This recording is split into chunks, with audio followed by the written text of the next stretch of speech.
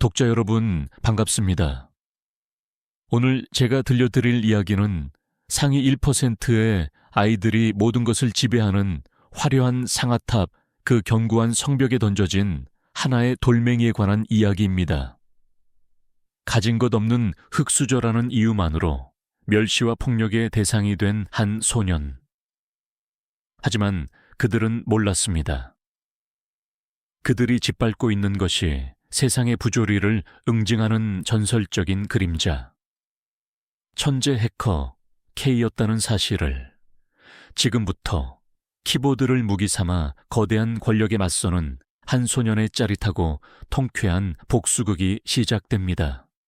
대한민국 상위 0.1%의 자제들만이 모인다는 신화 사립고등학교. 그 이름에 걸맞게 학교는 하나의 거대한 성체와도 같았다. 햇빛을 반사하는 유리와 강철로 이루어진 현대적인 건물. 전문 조경사가 관리하는 완벽한 잔디밭. 그리고 교문 앞에는 학생들을 내려주기 위해 줄지어 선 검은색 외제 세단들.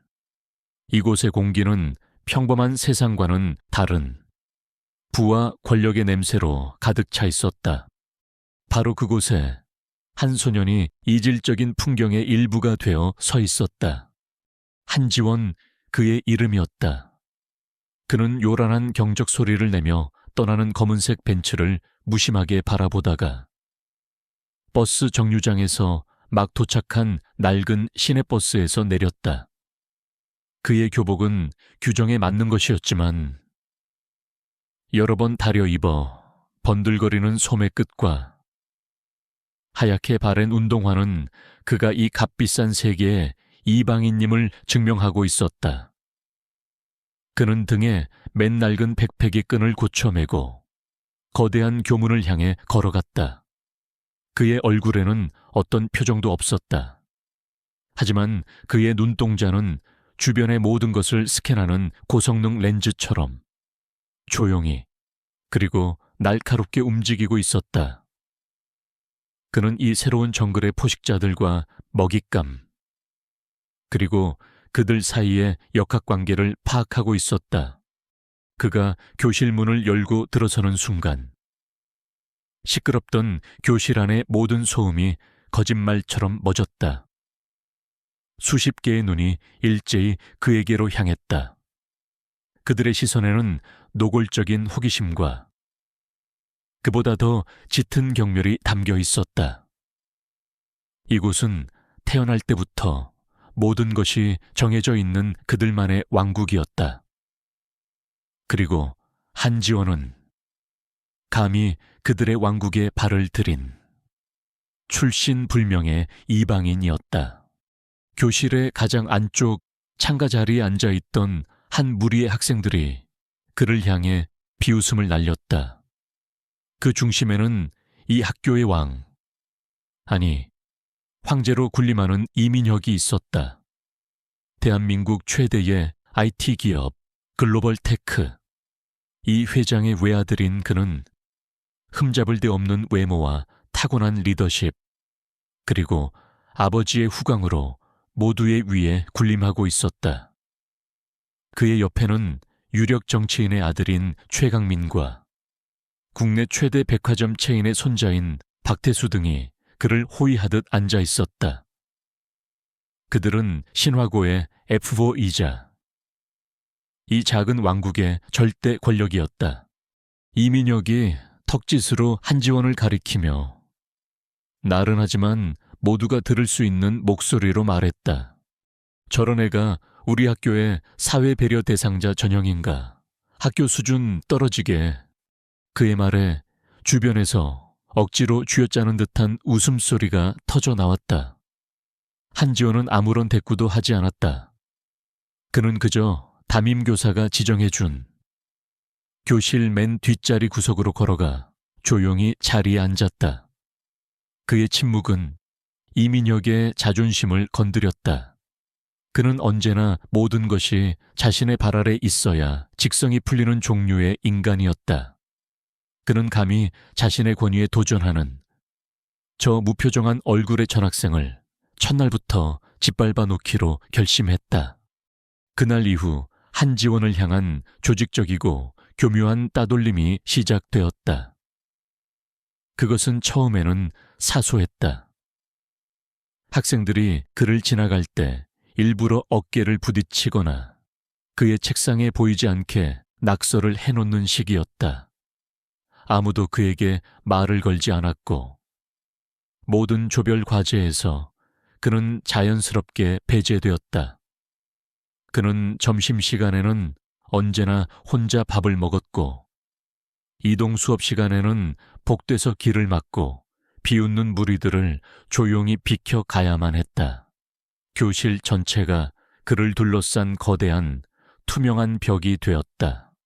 한지원은 그 모든 것을 묵묵히 견뎌냈다. 그는 화를 내지도 슬퍼하지도 억울해하지도 않았다. 그는 그저 관찰했다. 이민혁의 오만한 표정, 최강민의 비열한 눈빛, 박태수의 어리석은 추종. 그는 그들의 모든 행동, 모든 말을 자신의 머릿속 하드드라이브에 차곡차곡 저장하고 있었다. 그의 눈에는 그들이 더 이상 18살의 고등학생으로 보이지 않았다.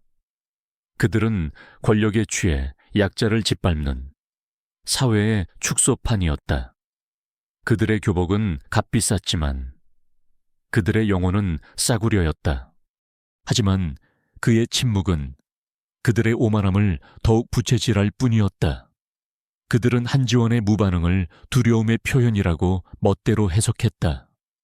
그들은 자신들의 힘이 절대적이라고 믿었다. 어느 날 이민혁은 새로운 놀이를 생각해냈다. 그는 한지원이 아끼는 낡은 운동화를 빼앗아 창밖으로 던져버렸다. 운동화는 진흙탕 속에 처박혔다.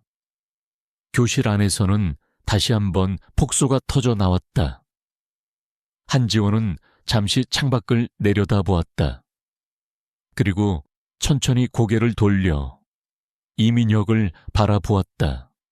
이번에도 그의 눈에는 분노가 없었다. 그저 차갑고 깊이를 알 수 없는 무언가가 있을 뿐이었다. 그것은 마치 인간의 어리석은 행동을 관찰하는 고대의 존재와도 같은 눈빛이었다. 이민혁은 그 눈빛에 다시 한번 불쾌한 기분을 느꼈지만 애써 무시하며 어깨를 으쓱했다. 왜 억울해? 그럼 너도 내 거 하나 던져보든가. 아, 넌 못 그러겠구나. 그거 사려면 내 애미 앱이 등골이 휠 테니까. 그 말이 한지원의 가슴속 아주 깊은 곳에 있는 무언가를 건드렸다. 그의 부모님은 그가 어렸을 때 사고로 돌아가셨다. 그는 할머니와 단둘이 작은 반지하 방에서 서로를 의지하며 살아왔다. 이 학교에 온 것도 돌아가신 부모님의 마지막 유언이자 할머니의 유일한 희망이었기 때문이었다. 한지원의 눈빛이 아주 미세하게 거의 누구도 알아차릴 수 없을 정도로 흔들렸다. 그리고 그 순간적인 흔들림을 그는 스스로에게 용납할 수 없었다. 감정은 약점이다. 그리고 약점은 언제나 패배를 부른다. 그는 조용히 자리에서 일어나 흙투성이가 된 자신의 운동화를 주우러 교실 밖으로 나갔다. 그의 등 뒤로 이민혁과 아이들의 조롱 섞인 웃음소리가 비수처럼 날아와 박혔다. 그날 밤 한지원은 자신의 작은 방, 낡은 컴퓨터 앞에 앉아 있었다. 그는 진흙투성이가 된 운동화를 깨끗이 닦아 조심스럽게 말리고 있었다. 그리고 그의 손가락은 키보드 위에서 거의 보이지 않을 정도로 빠르게 춤을 추고 있었다. 컴퓨터 화면에는 검은색 바탕에 초록색 글자들이 폭포수처럼 쏟아져 내리고 있었다. 신화고등학교의 철옹성 같던 보안 서버는 그의 손안에서 종이 인형처럼 무력하게 해체되고 있었다. 학생들의 신상 정보, 교사들의 평가 기록, 그리고 학교 재단의 비밀스러운 회계 장부까지. 그는 이민혁의 파일을 열었다. 그리고 그의 입가에 처음으로 아주 희미한, 그러나 얼음장처럼 차가운 미소가 떠올랐다. 게임을 시작해볼까? 교실 안의 투명한 벽은 그가 아니라 그들을 가두기 위한 것이 될 터였다. 이 작은 왕국의 오만한 왕자들은 자신들이 건드린 것이 평범한 흙수저가 아니라 디지털 세계의 가장 깊고 어두운 곳에서 온 심판자였다는 사실을 아직 깨닫지 못하고 있었다. 다음 날 아침, 신화고등학교의 익명 커뮤니티 게시판에 짧은 글 하나가 올라왔다. 2학년 3반 이민혁, 전국 수학 경시대회 보고서 대필 의혹, 증거 첨부. 글과 함께 첨부된 파일에는 이민혁이 전문 대필 업체와 주고받은 이메일과 입금 내역이 고스란히 담겨 있었다. 게시물은 순식간에 수백 개의 댓글과 함께 핫 게시물로 떠올랐다. 이민혁의 이름은 언제나 선망과 질투의 대상이었기에 학생들은 익명의 그늘에 숨어 신나게 그를 조롱했다. 하지만 그 소란은 오래가지 않았다. 글이 올라온 지 30분도 차에 되지 않아 게시물은 흔적도 없이 사라졌다. 학교 측의 신속한 개입이었다. 이민혁의 아버지, 이 회장이 학교 재단에 전화 한 통을 넣은 결과였다. 이민혁은 교무실에서 훈계 대신 위로를 받고 나왔다. 담임은 그를 질투심에 눈이 먼 음의 세력의 피해자라고 불렀다. 이민혁은 분노했다. 감히 자신의 명성에 흠집을 내려 한 익명의 범인이 누구일지 짐작이 갔다. 그 흙수저 새끼, 그는 한지원을 범인으로 확신했다. 증거는 없었지만 그의 오만한 직감이 그렇게 말하고 있었다. 자신에게 감히 굴복하지 않았던 그 무표정한 얼굴, 그 고요한 눈빛이 떠올랐다. 감히 나를 건드려. 그의 분노는 비뚤어진 복수심으로 변했다. 그는 한지원을 단순히 따돌리는 것을 넘어 그의 학교 생활 자체를 지옥으로 만들어주기로 결심했다. 복수의 무대는 곧 찾아왔다. 한 달 앞으로 다가온 과학 경진 대회였다.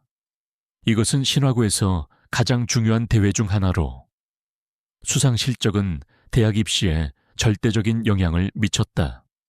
한지원은 이 대회를 통해 자신의 가치를 증명하고 싶었다.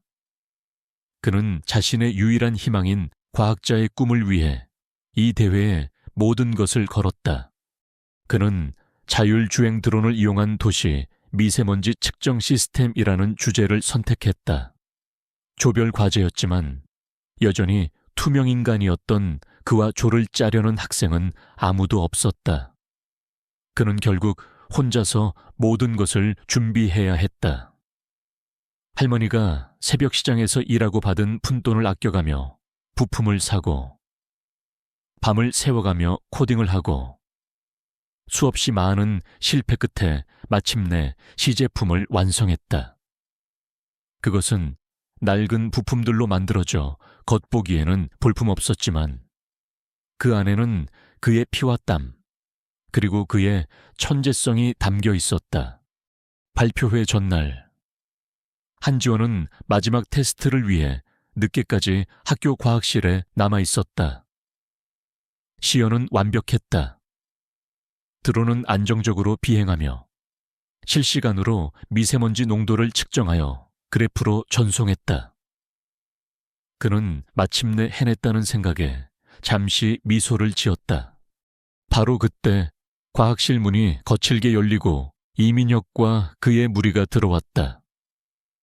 그들의 얼굴에는 약탈자의 잔인한 미소가 걸려 있었다. 어이, 흙수저. 여기서 혼자 뭐해?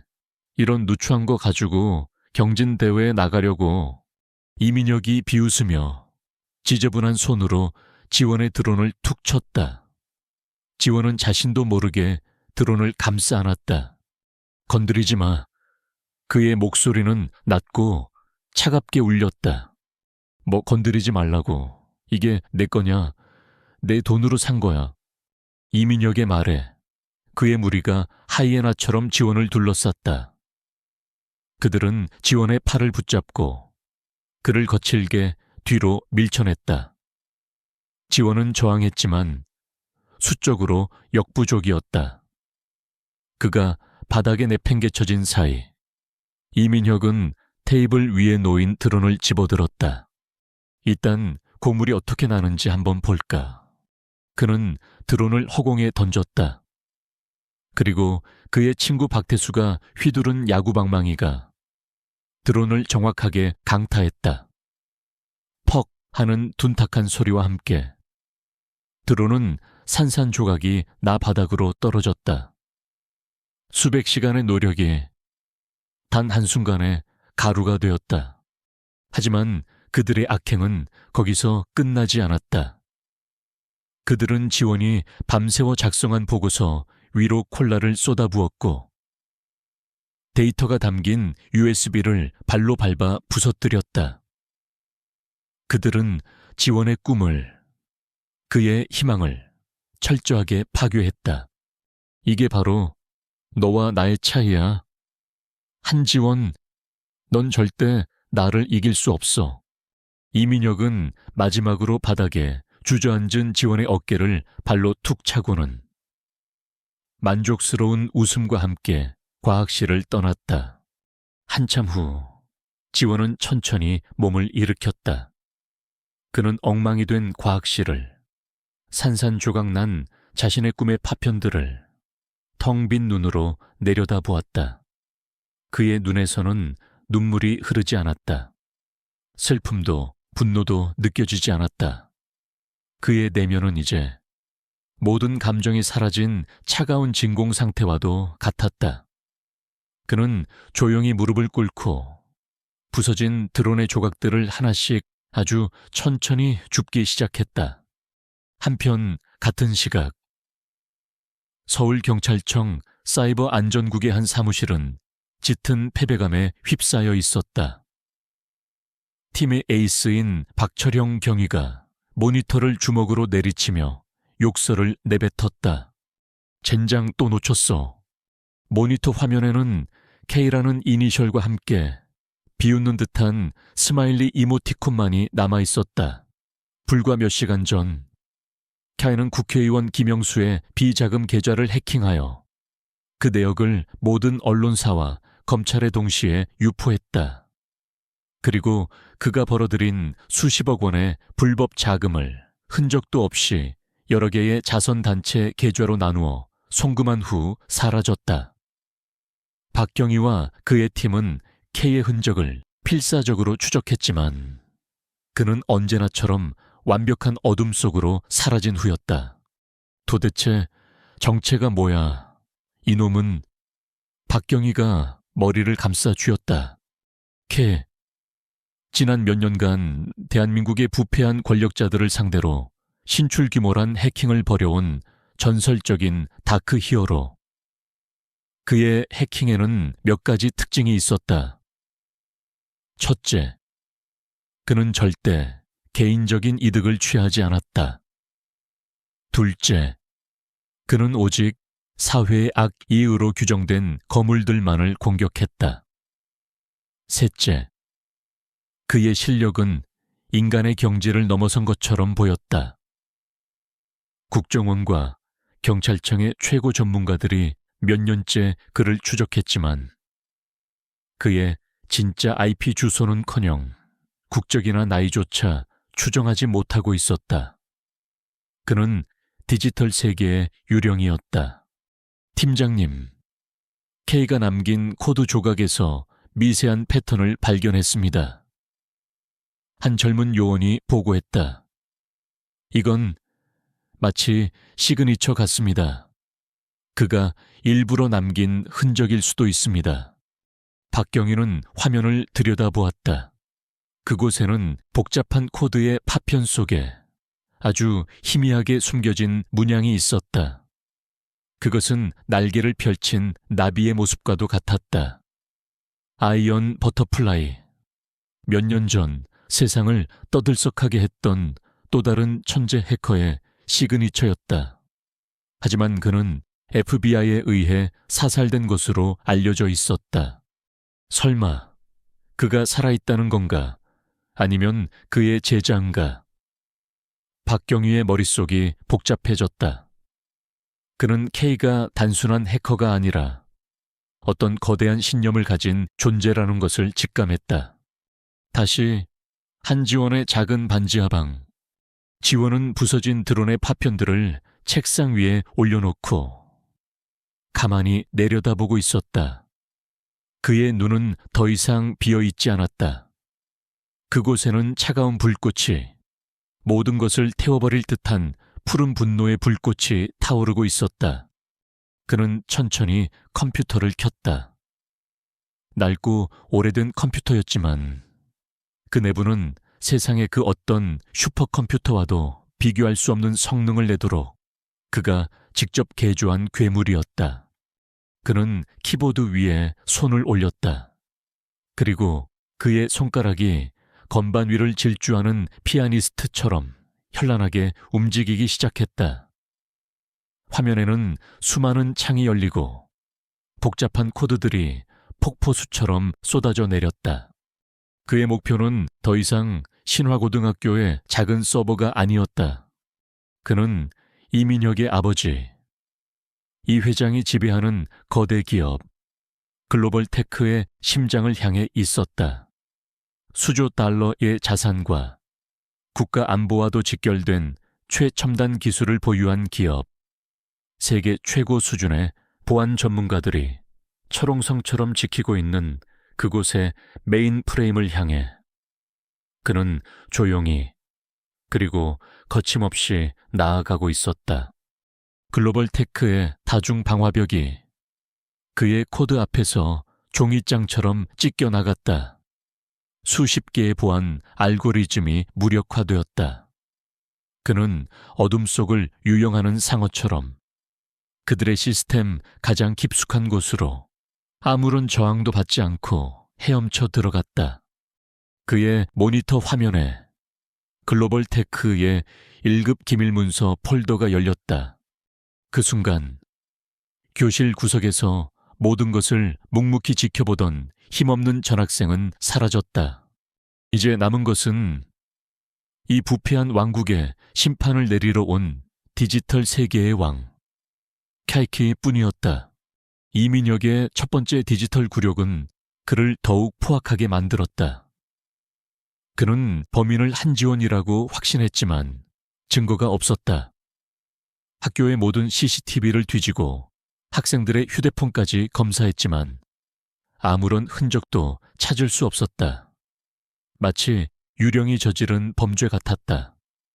범인을 찾을 수 없다는 무력감은 그의 분노를 가장 손쉬운 대상, 즉 한지원에게로 향하게 했다. 이제 그의 괴롭힘은 더 이상 교묘한 따돌림의 수준이 아니었다. 그것은 노골적이고 야만적인 폭력으로 변질되었다. 하지만 한지원은 여전히 침묵했다. 그는 맞서 싸우지 않았다. 그는 그저 모든 것을 견뎌냈다.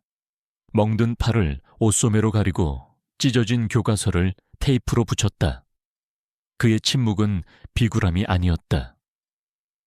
그것은 거대한 폭발을 앞둔 화산의 불길한 고요함이었다. 그는 기다리고 있었다. 그들의 악행이 돌아올 수 없는 강을 건너는 순간을. 그 순간은 예상치 못한 곳에서 찾아왔다. 박준서.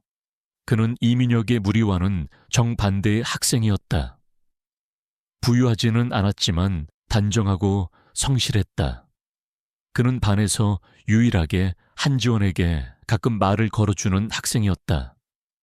이거 필기 못한 부분이야 라며 노트를 건네주거나 급식에 돈가스 나왔어. 같이 가자. 라며 작은 친절을 베풀었다. 그는 한지원의 유일한 그리고 조용한 동맹이었다. 이민혁은 그들의 관계가 눈에 거슬렸다. 감히 자신의 왕국에서 자신이 버린 존재와 어울리는 자가 있다는 사실을 용납할 수 없었다.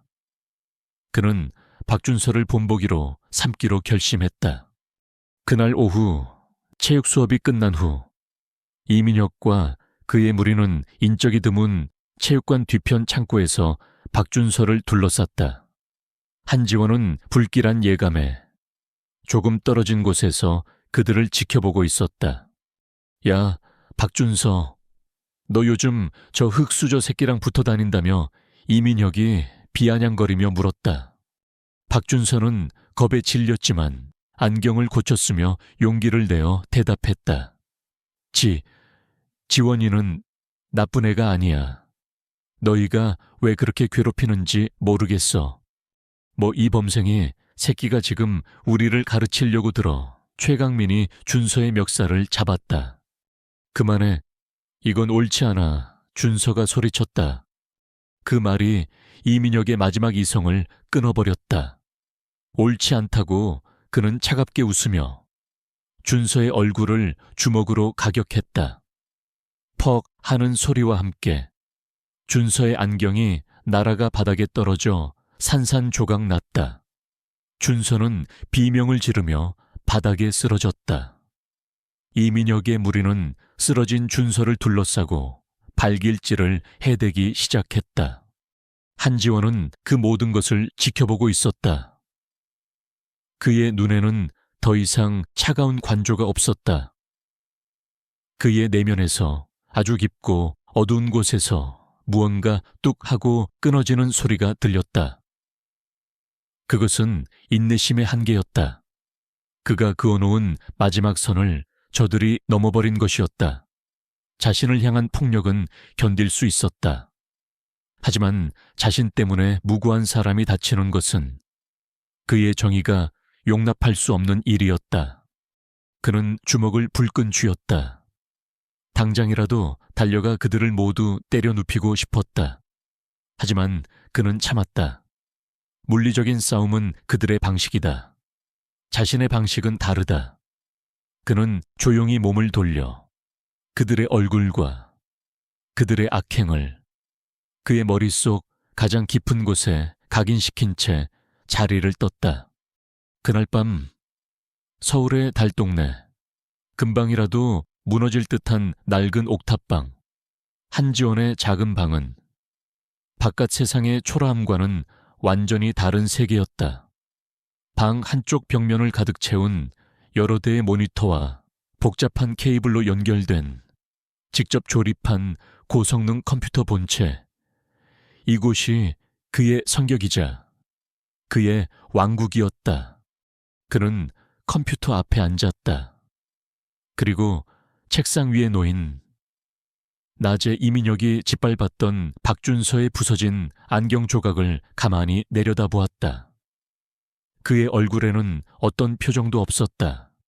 하지만 그의 손가락은 분노로 미세하게 떨리고 있었다. 그는 헤드폰을 썼다. 시끄러운 로그막 대신 바흐의 장엄하고 차가운 푸가가 흘러나왔다. 그의 마음을 가라앉히고 생각을 날카롭게 만드는 그만의 의식이었다. 그는 키보드 위에 손을 올렸다. 그의 눈빛이 변했다. 교실 구석에 힘없는 학생 한지원은 사라지고 디지털 세계의 무자비한 심판자 K가 그 자리를 차지했다. 그의 손가락이 움직이기 시작했다. 그것은 타이핑이라기보다는 하나의 연주에 가까웠다. 검은 화면 위로 초록색 코드들이 폭포수처럼 쏟아져 내렸다. 그는 먼저 신화고의 익명 커뮤니티를 다시 해킹했다. 하지만 이번에는 글을 올리지 않았다. 그는 관리자 권한을 탈취하여 이민혁이 자신에 대한 비방글을 삭제하도록 학교 측에 압력을 넣었던 모든 기록과 담임교사가 이민혁의 비행을 묵인하고 조작했던 생활기록부 원본을 통째로 백업했다. 그리고 그는 이민혁의 개인 클라우드와 SNS 계정으로 향했다. 철옹성 같던 비밀번호는 그의 코드 앞에서 종이문처럼 찢겨나갔다. 그 안에는 이민혁의 추악한 이중생활이 고스란히 담겨 있었다. 수많은 여학생들에게 보낸 음탕한 메시지들, 거울 앞에서 멋진 표정을 연습하는 셀프 동영상, 돈으로 팔로워를 사고 좋아요를 조작하는 방법들을 공유하는 단체 채팅방의 대화 내용까지 가식과 허영으로 가득 찬 그의 민낯이었다. 한지원은 이 모든 것을 모아 하나의 영상 파일로 편집하기 시작했다. 그는 배경음악으로 경쾌하고 코믹한 곡을 골랐다. 그의 손놀림은 점점 더 빨라지고 그의 눈빛은 점점 더 차가워졌다. 다음 날 월요일 아침 전교생이 강당에 모이는 주간 조회가 열리고 있었다. 교장 선생님의 지루한 훈화가 이어지고 있을 때였다. 이민혁은 가장 앞자리에 앉아 지루하다는 듯이 하품을 하고 있었다. 바로 그 순간 강당의 모든 불이 꺼졌다. 그리고 무대 중앙의 거대한 프로젝터 스크린이 환하게 켜졌다. 학생들이 웅성거리기 시작했다. 교장 선생님의 얼굴 대신 스크린에 나타난 것은 이민혁의 얼굴이었다. 경쾌한 음악과 함께 왕자님의 사생활이라는 자막이 떠올랐다. 그리고 뒤이어 이민혁이 거울 앞에서 온갖 느끼한 표정을 지으며 머리를 매만지는 동영상이 재생되기 시작했다. 강당 안은 처음에는 정적에 휩싸였다. 학생들은 무슨 상황인지 파악하지 못하고 어리둥절했다. 하지만 곧이어 이민혁이 여러 여학생들에게 똑같은 메시지를 복사해서 붙여넣기 하며 작업을 거는 DM 내용이 화면을 채우자 여기저기서 웃음이 터져 나오기 시작했다. 영상은 계속되었다. 팔로워를 사기 위해 업체와 흥정하는 대화.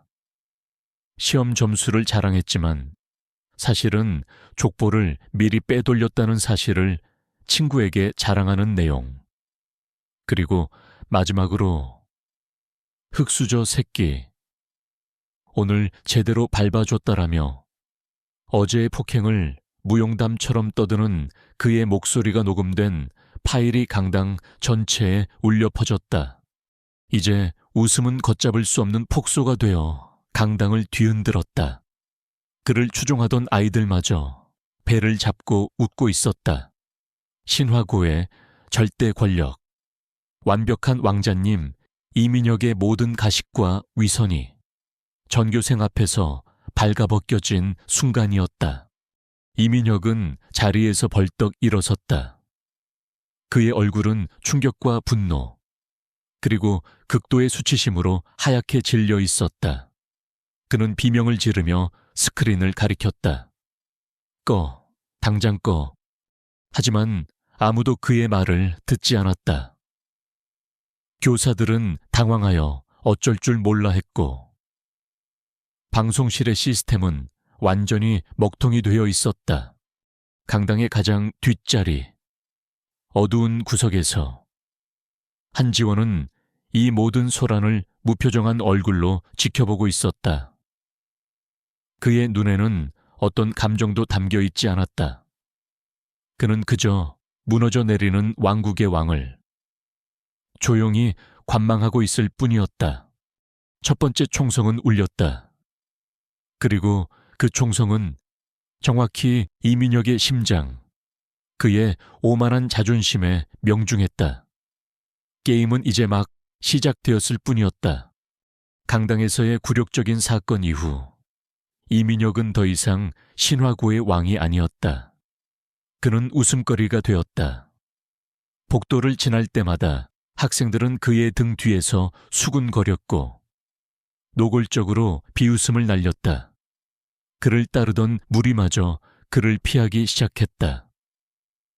절대 무너지지 않을 것 같던 그의 권력은 단 몇 분짜리 영상 하나에 산산조각이 나버렸다.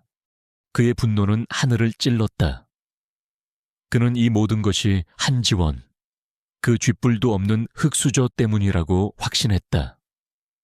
그는 한지원을 찾아가 주먹을 날렸지만 돌아온 것은 여전히 무표정한 얼굴과 그를 벌레 보듯 하는 차가운 눈빛뿐이었다. 물리적인 폭력으로는 이길 수 없다는 것을 그는 본능적으로 깨달았다. 그는 더 큰 힘이 필요했다. 그날 저녁 이민혁은 아버지인 글로벌테크의 이중호 회장을 찾아갔다.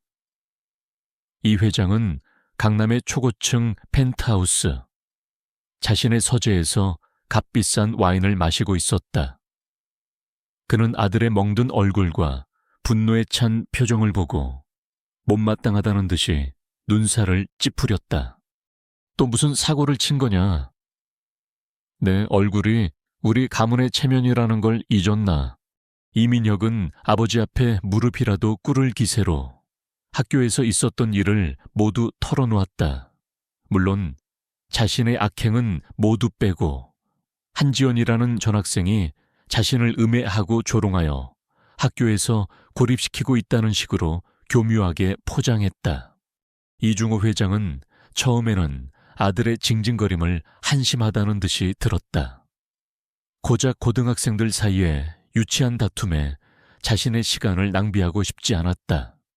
그래서 네가 그깟 촌놈 하나 처리 못해서 이 아비한테까지 와서 칭얼대는 거냐? 아닙니다. 아버지 그놈은 보통 놈이 아닙니다. 학교 서버를 제 집처럼 드나들고 모든 학생들 앞에서 저를 망신 줬습니다. 이건 저 개인의 문제가 아니라 글로벌 테크와 우리 가문을 향한 도전입니다. 이민혁이 필사적으로 외쳤다. 도전. 그 단어가 이중호 회장의 심기를 건드렸다. 그는 자신의 권위에 도전하는 것은 그 누구도 용납하지 않았다. 아들의 체면이 아니라 자신의 체면이 깎였다는 사실에 그는 불쾌해졌다. 그는 한낱 고등학생이 아니라 자신의 제국을 위협하는 잠재적인 적을 상대해야 한다고 판단했다. 알겠다. 그가 짧게 말했다. 그는 비서를 불러 단 한마디를 명령했다. 사이버 보안팀, 전부 소집해. 글로벌 테크의 사이버 보안팀은 평범한 부서가 아니었다. 그들은 국정원과 군 출신의 최고 화이트 해커들과 MIT와 카이스트에서 스카우트된 컴퓨터 천재들로 이루어진 대한민국 최강의 디지털 전사들이었다. 이중호 회장은 그들에게 수백억 원의 연봉을 주며 오직 단 하나의 목적을 위해 그들을 고용했다. 글로벌 테크의 철옹성을 지키고 감히 그 성벽을 넘보려는 모든 적들을 파괴하는 것. 이 회장은 보안팀장에게 명령했다. 어떤 놈인지는 모르겠지만 우리 아들을 건드렸다. 우리 회사를 모욕한 거다. 당장 그 유령 같은 놈의 IP를 추적해서 그놈의 컴퓨터와 인생을 통째로 지워버려. 비용은 얼마가 들어도 좋다. 대한민국 최고의 사이버 사냥개들이 이제 한 소년을 잡기 위해 풀려난 것이었다. 한편 그 시각 한지원은 자신의 옥탑방에서 이 모든 움직임을 실시간으로 지켜보고 있었다. 그가 학교 서버를 해킹했을 때 그는 이민혁의 휴대폰에 아주 작은 스파이웨어를 심어두었다. 그는 이민혁과 이중호 회장의 대화를 모두 듣고 있었다. 사이베어 반티미라. 판이 커졌군. 그럼 나도 무대를 바꿔야지. 그는 이제 이민혁이라는 개인에 대한 복수에는 관심이 없었다. 그의 목표는 더 커졌다. 아들의 유치한 복수를 위해 회사의 막강한 자원을 동원하는 저 오만한 회장, 그리고 그가 지배하는 부패한 제국, 글로벌 테크 그 자체가 그의 새로운 사냥감이 되었다. 그의 첫 번째 목표는 글로벌 테크의 메인 서버였다. 수조 달러의 가치를 지닌 기업 정보와 핵심 기술이 저장된 곳. 세계 최고 수준의 다중 방화벽과 침입 탐지 시스템으로 보호되는 철옹성이었다. 그는 정문으로 들어가지 않았다. 그것은 하수들이나 하는 짓이었다. 그는 뒷문을 찾았다. 그는 글로벌 테크의 수많은 협력업체 리스트를 훑어보았다. 그리고 그 중에서 가장 보안이 허술한 작은 규모의 소프트웨어 납품 업체를 발견했다.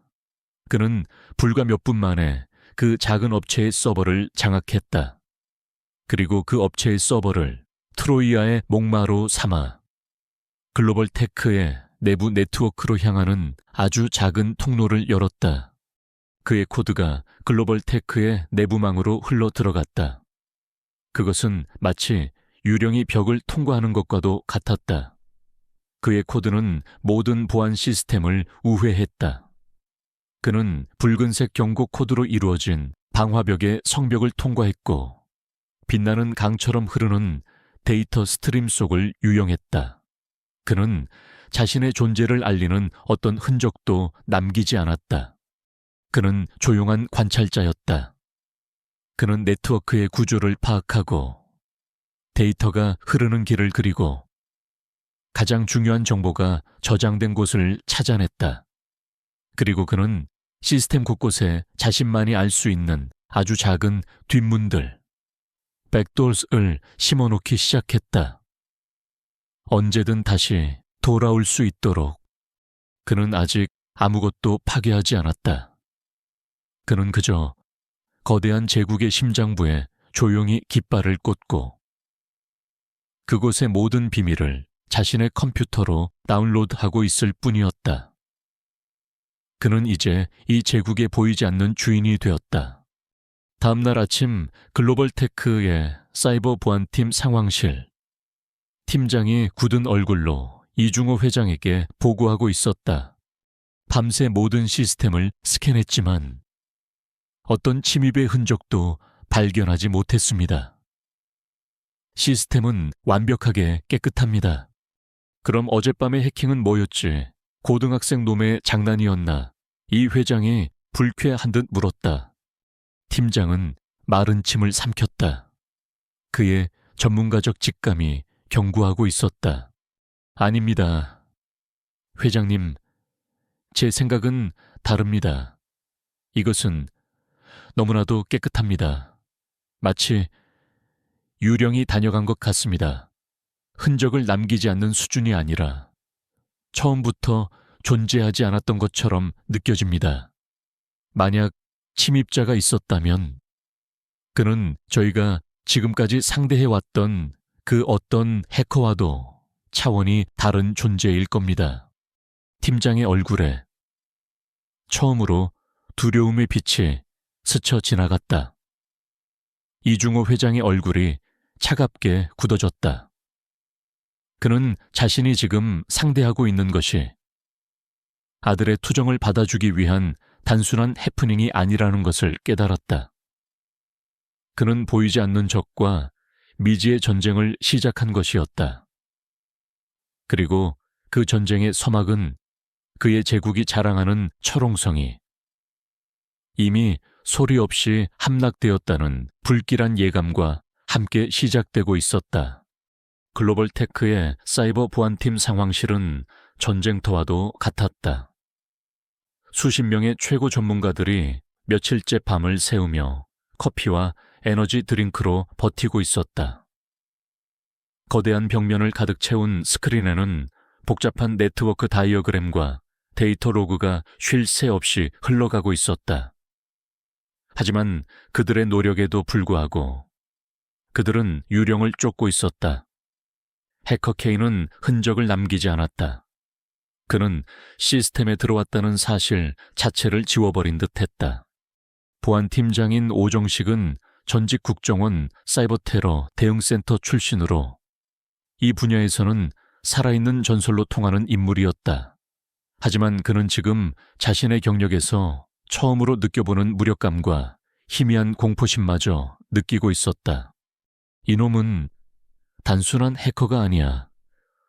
오 팀장이 핏발선 눈으로 스크린을 노려보며 말했다. 이놈은 시스템의 구조를 파악하고 우리의 생각을 읽고 있어.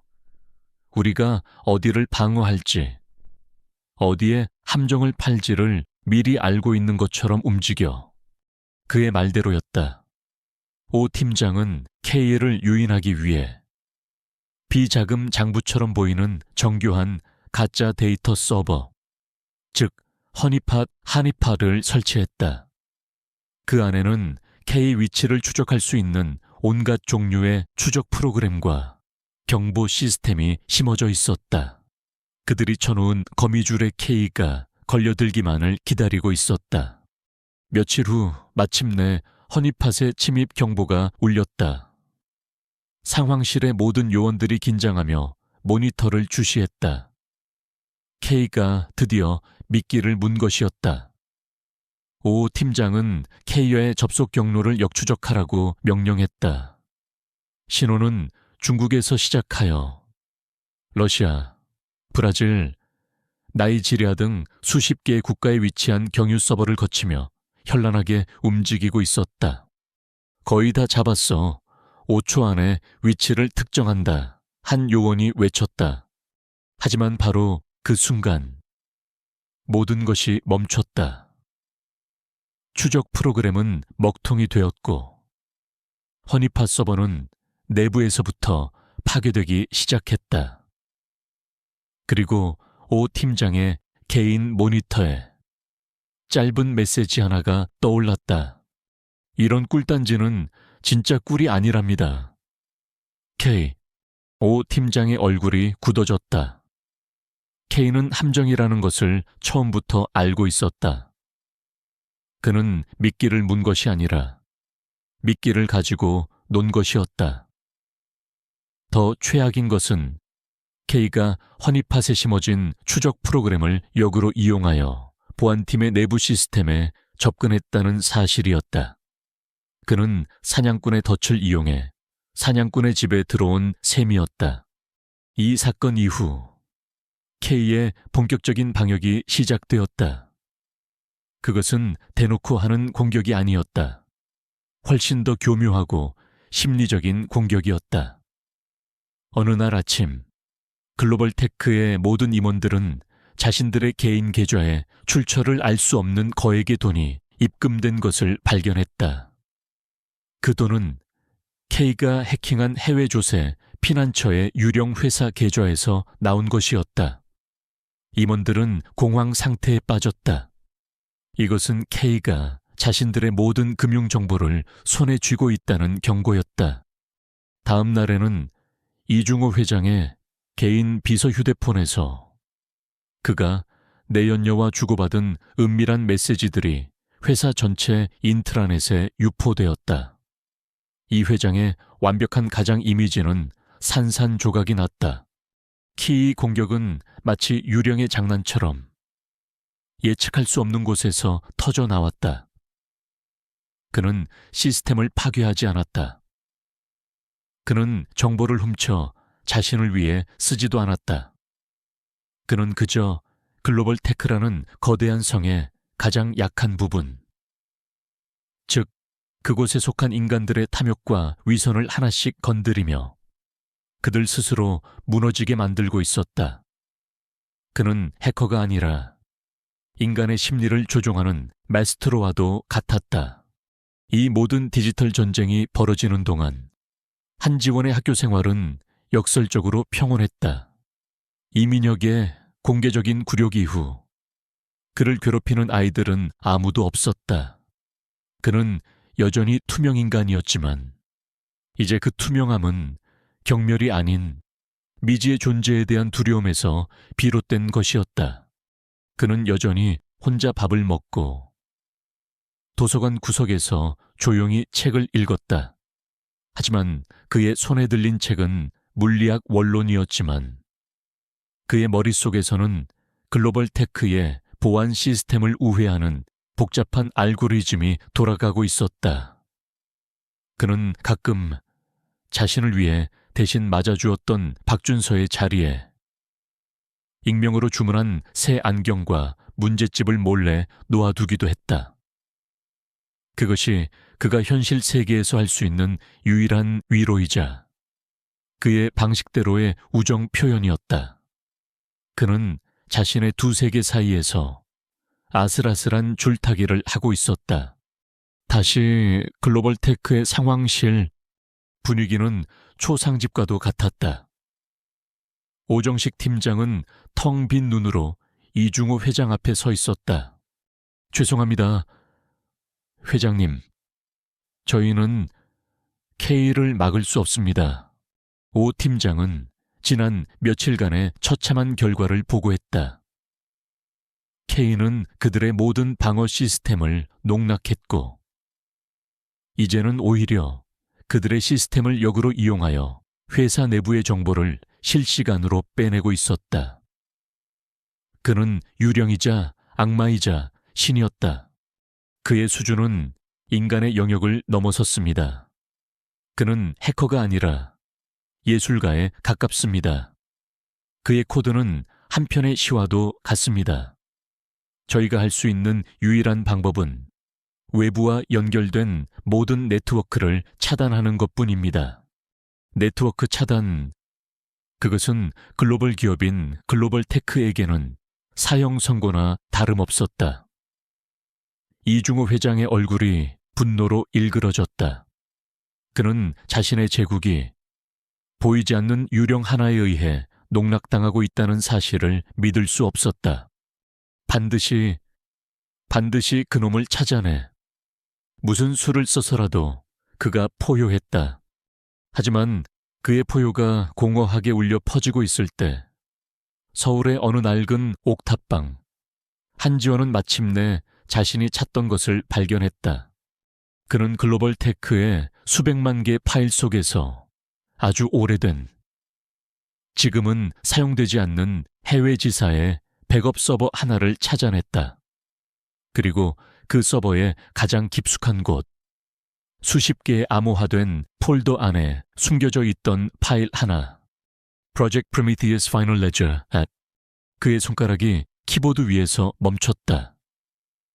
그의 입가에 다시 한번 그 차갑고도 만족스러운 미소가 떠올랐다. 길고 긴 숨바꼭질이었다.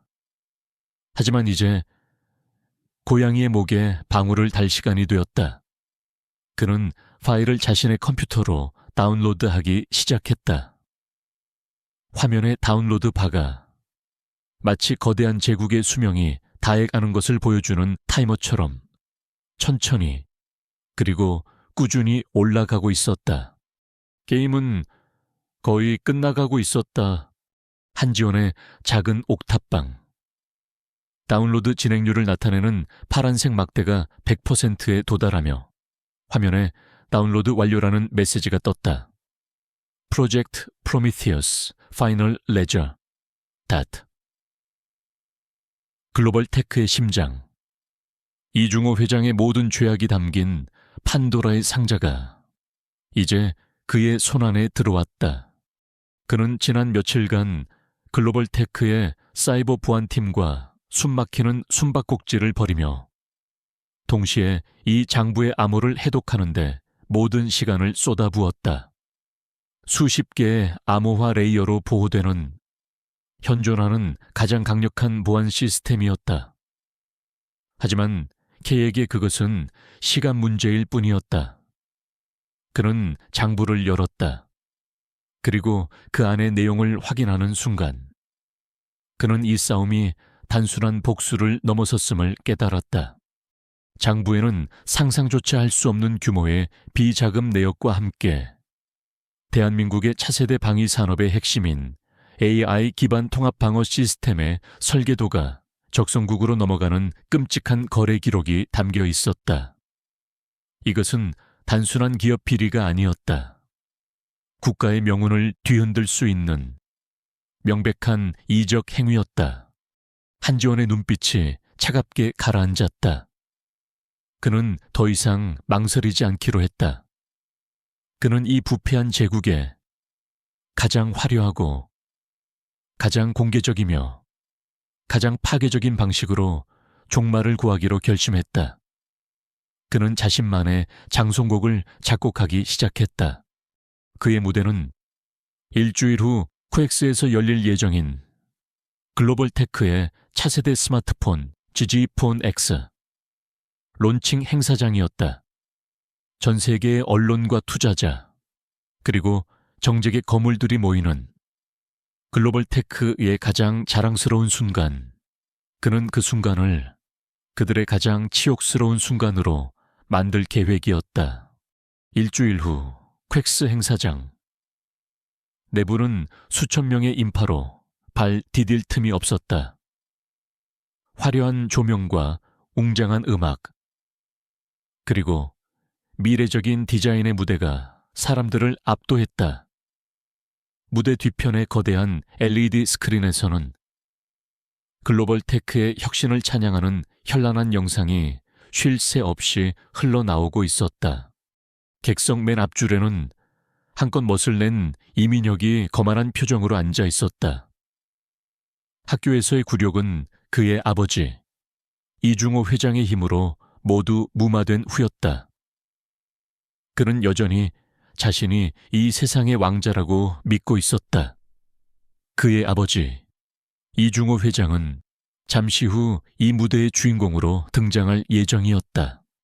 바로 그 시각 행사장 구석의 어두운 통제실.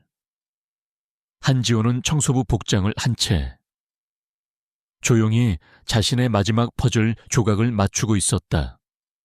그는 지난 일주일간 행사를 담당하는 외주업체의 네트워크를 통해 행사장 전체의 통신망과 방송 시스템을 자신의 통제해 두었다. 그가 노트북에서 엔터키를 누르는 순간 이 화려한 쇼는 그의 지휘에 따라 움직이는 거대한 꼭두각시가 될 터였다. 드디어 행사의 하이라이트, 사회자의 우렁찬 소개와 함께 이중호 회장이 무대 위로 등장했다. 스포트라이트가 그를 비추자 우레와 같은 박수 소리가 터져 나왔다. 그는 자신감 넘치는 미소로 화답하며 연설을 시작했다. 존경하는 내외 귀비인 여러분, 그리고 글로벌 테크를 사랑해 주시는 국민 여러분, 오늘 우리는 또 한 번의 위대한 혁신을 세상에 선보이고자 합니다. 그의 목소리는 자신감과 오만함으로 가득 차 있었다. 그가 자신의 성공 신화를 늘어놓으며 연설의 절정으로 치닫고 있을 때 한지원의 손가락이 움직였다. 엔터. 바로 그 순간이었다. 행사장의 모든 것이 멈췄다. 웅장하던 음악이 끊기고 화려하던 조명이 모두 꺼졌다. 무대 뒤편에 거대한 LED 스크린과 기자석의 모든 모니터, 그리고 행사장 내부 와이파이에 접속된 모든 사람들의 스마트폰 화면이 일제히 검은색으로 변했다. 웅성거리던 장내에 잠시 정적이 흘렀다. 사람들은 갑작스러운 정전 사태에 당황했다. 무대 위의 이중호 회장도 당황한 표정으로 방송실을 향해 삿대질을 하고 있었다. 그리고 다시 모든 스크린이 일제히 켜졌다. 하지만 화면에 나타난 것은 새로운 G폰 X의 로고가 아니었다.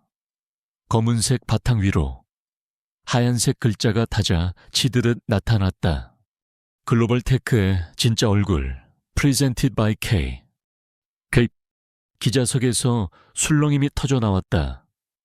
전설적인 해커 K의 이름이 등장한 것이었다. 이중호 회장의 얼굴이 하얗게 질렸다. 그리고 스크린에서 한 편의 영상이 재생되기 시작했다. 첫 장면은 흐릿한 음성 파일과 함께 텍스트가 나타나는 것이었다. 나는 네 아비한테까지 와서 칭얼대는 거냐. 이중호 회장이 아들 이민혁을 꾸짖던 바로 그 목소리였다. 뒤이어 글로벌 테크의 사이버 보안팀을 소집하여 유령 같은 놈을 잡으라고 명령하던 그의 목소리가 생생하게 흘러나왔다. 화면이 바뀌고 프로젝트 프로미티우스라는 제목과 함께 비자금 장부의 페이지들이 한 장 한 장 넘어가기 시작했다. 수백억 원대의 자금이 어떻게 유령 회사를 통해 정치인들과 검사들에게 흘러 들어갔는지가 붉은색 하이라이트와 함께 적나라하게 드러났다. 장내는 이제 경악의 비명으로 가득 찼다. 기자들은 미친 듯이 카메라 셔터를 눌러댔다. 영상은 거기서 멈추지 않았다. 화면에는 윤곽이 흐릿하게 처리된 한 남자가 어두운 창고에서 외국인 바이어들과 만나는 장면이 나타났다. 음성은 변조되었지만 대화 내용은 선명했다. AI 통합 방어 시스템의 핵심 설계도를 넘기는 대가로 수천억 원의 뒷돈을 거래하는 내용이었다. 그리고 그 남자의 손목에는 지금 이중호 회장이 차고 있는 것과 똑같은 독특한 디자인의 한정판 시계가 선명하게 보였다. 마지막으로 화면은 다시 검게 변했다. 그리고 그 위로 K의 마지막 메시지가 떠올랐다. 정의는 돈으로 살 수 없다. Justice is not for sale. 모든 것이 끝났다. 행사장은 아비규환이 되었다. 이중호 회장은 무대 위에서 유령이라도 본 사람처럼 텅 빈 눈으로 스크린을 바라보며 주저앉았다. 객석에 있던 이민혁은 자신의 세상 전체가 무너져 내리는 소리를 들으며 얼굴을 감싸 쥔 채 흐느끼기 시작했다. 바로 그때 행사장 입구로 수십 명의 검사와 국정원 요원들이 들이닥쳤다. 그들은 무대 위로 곧장 걸어가 망견자실에 있는 이중호 회장의 팔에 차가운 수갑을 채웠다. 전 세계로 생중계되는 카메라 앞에서 한 시대의 거인이었던 남자는 초라한 범죄자로 전락했다.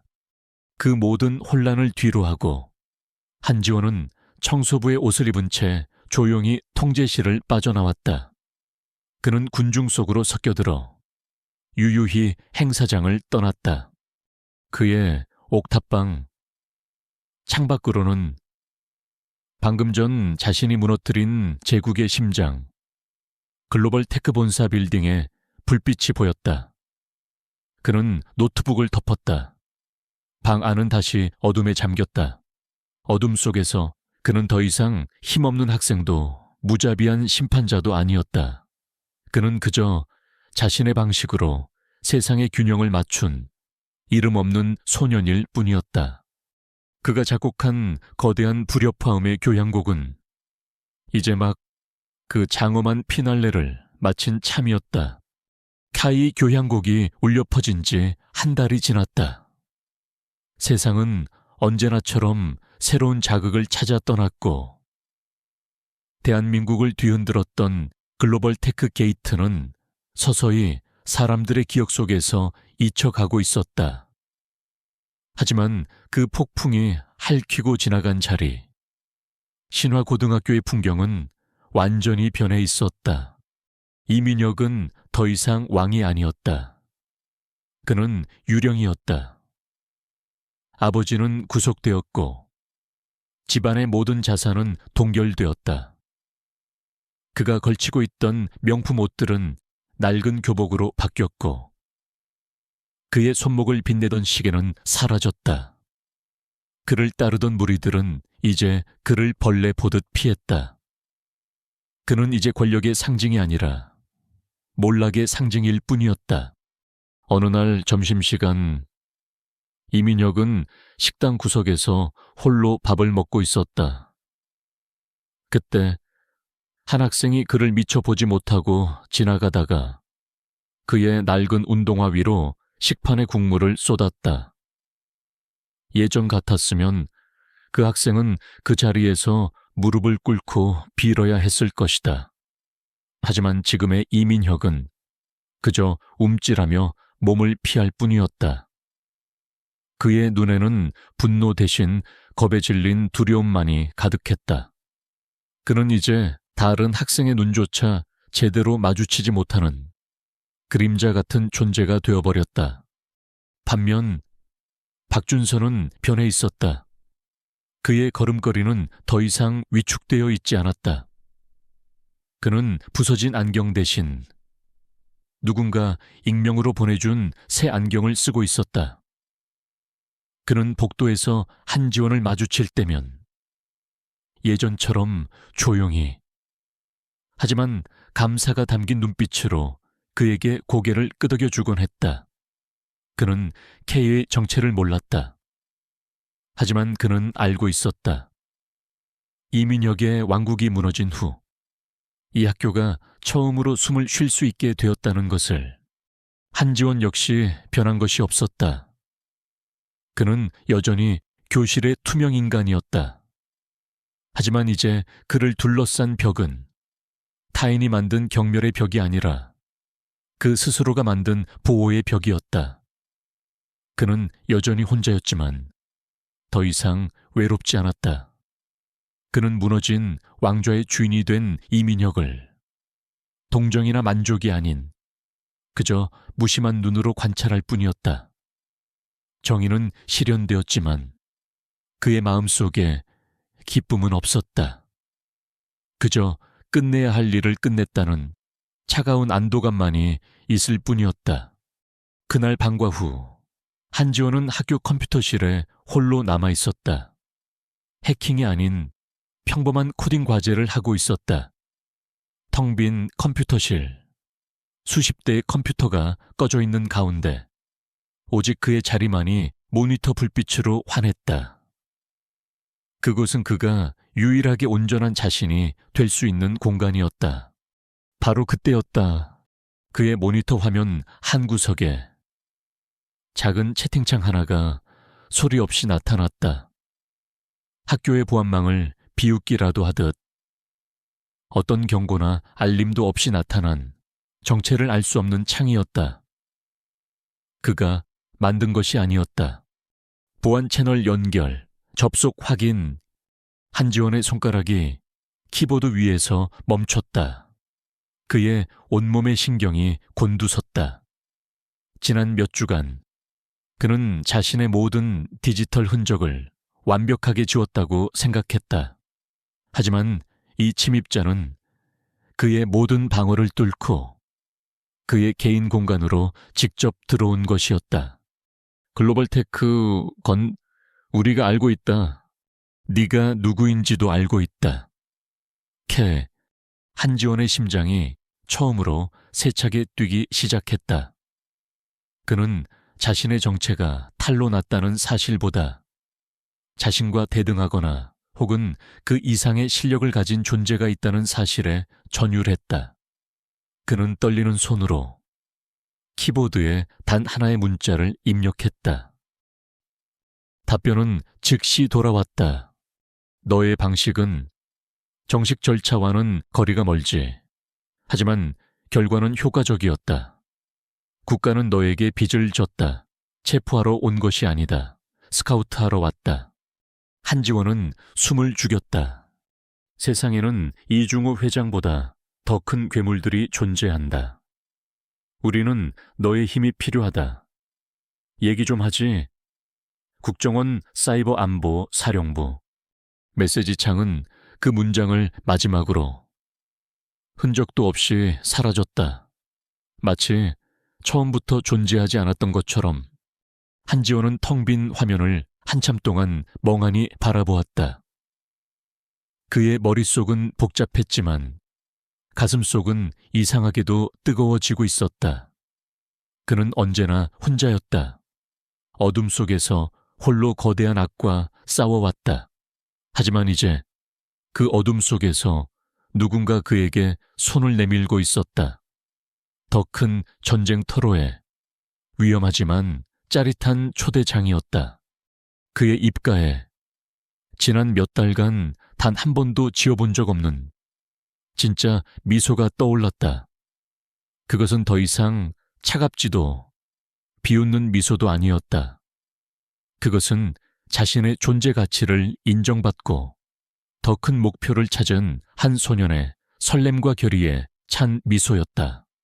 그의 외로운 싸움은 끝났다. 하지만 그의 진짜 전쟁은 이제 막 시작되고 있었다. 이렇게 또 하나의 이야기가 막을 내렸습니다. 보이지 않는 교실의 전쟁터에서 시작하여 디지털 세계의 거대한 전쟁, 그리고 마침내 새로운 시작을 향한 암시에 이르기까지 이 길고 긴 여정에 함께 해주신 독자 여러분께 진심으로 감사의 인사를 전합니다. 이 이야기는 우리에게 질문을 던집니다. 진정한 정의란 무엇이며, 때로는 규칙을 벗어난 힘이 더 큰 선을 위해 사용될 수 있는가에 대해서 말입니다. 한지원의 미래는 또 다른 거대한 이야기의 시작일 뿐입니다. 그의 선택이 어떤 나비 효과를 불러올지는 이제 여러분의 상상에 맡기겠습니다. 부디 이 이야기가 여러분의 마음에 작은 불씨 하나를 남겼기를 바라며 저는 또 다른 이야기로 다시 찾아뵙겠습니다. 감사합니다.